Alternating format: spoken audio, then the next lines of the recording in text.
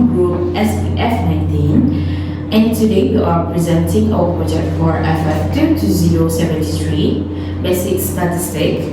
Our project title is The Relationship Between Diet Type and Disease Resistance.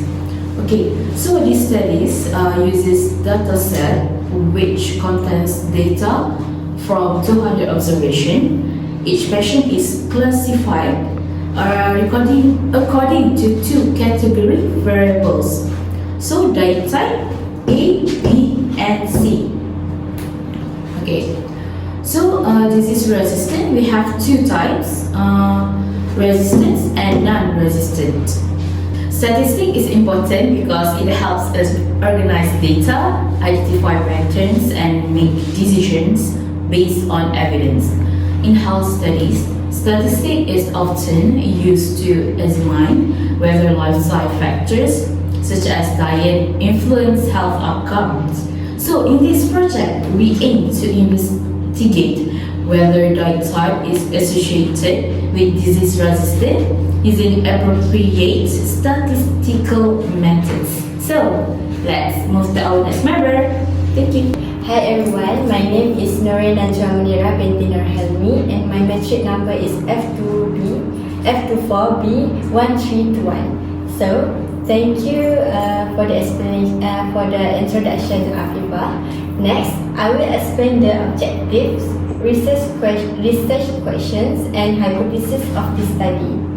So, the objectives of this project are, the first one is to summarize the raw data using a joint frequency table of diet type and disease resistance. So, based on this objective, our research question is there a significant association between diet type and disease resistance among patients? From this, we formulate the hypothesis. Null hypothesis H0, diet type and disease resistance are independent. And next is alternative hypothesis H1, diet type and disease resistance are dependent. Since both variables are categorical, we selected the chi-square test of independence for this analysis. I will now pass the presentation to Ajwat, who will explain the data analysis and test results. So thank you.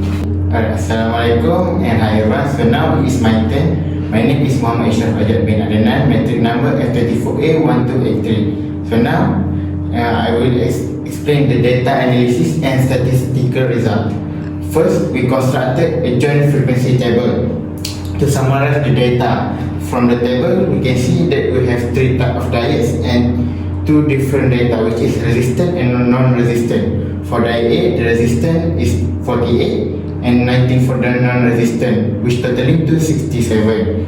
For the diet B, 33 resistant and 14 resistant, totaling to 47. And for diet C, 49 resistant and 17 non-resistant, totaling to 66. This gives a total of 150 resistant and 50 non-resistant patients out of 200 observations. So now to determine whether these differences are statistically significant, we apply the chi-square test of independence using this formula. So using the chi-square formula, we managed to find the chi-square value, which is 0.923. And the degree of freedom for this is bracket 3 minus 1 bracket times 2 times bracket 2 minus 1 equals 2. And using Excel and SPSS, the p-value obtained is 0.630. All assumptions of the chi-square are satisfied, including the categorical data, independent observation, expected frequency greater than 5. Alright, so now I will hand over it to the last person, Lila, for the conclusion and interpretation. Good morning, my name is Lila Harani Anampunupan Narainan. My metric number is F24A1148. Thank you, Ajwat. Now I will present the conclusion of our analysis. We set our significance level at 0.05 since the p-value is 0.630, which is greater than 0.05, we fail to reject the null hypothesis. The result is supported by the critical value method.